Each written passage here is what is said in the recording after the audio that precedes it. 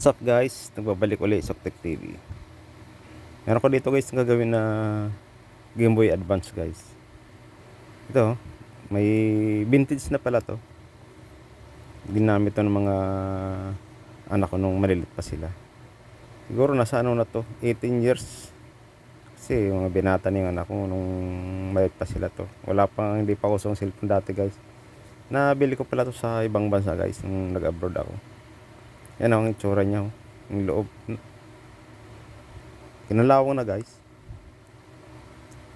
Binili pala nila ito ng battery kaya sabi sa akin i-repair ko na. Pero nung binuksan ko guys, ganyan ang itsura. Pero itinabi naman nila yun. Kaso yan ang itsura guys, yung mga kinalawang ng ispiran ko guys, yung ano switch niya. Tapos tanggalin ko yung mga bitora, ay yung kalawang. W40 lang katapat. Naitabi pa pala nila ito. Binili ng battery sa online kasi ano na, naglobo na yung dati guys. Yan o. Nakatago yan pero ayan o, hindi naman nabasa pero talagang kinalawang. Sa ibang bansa ko to guys nabili. Ayan o, pinaglaro ito yung ginagamit ng mga bata pa sila. Ayun, malalaki na sila eh. Tagal na to guys, mga 18 years na itong nakatago siguro.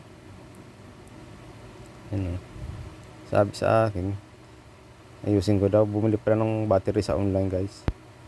Ito yung bago. Ano ko pa rin para siguradong may contact siya. Ayan o, ilagay ko guys. Check ko switch. Ayan o, nag-power. Okay siya, gumagana siya.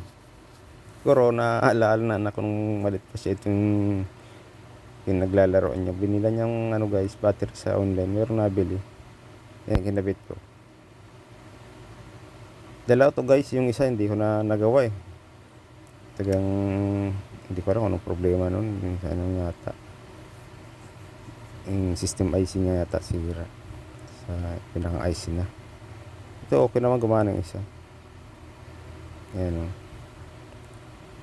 gumana siya. May ano na rin, pati sounds gumagana rin.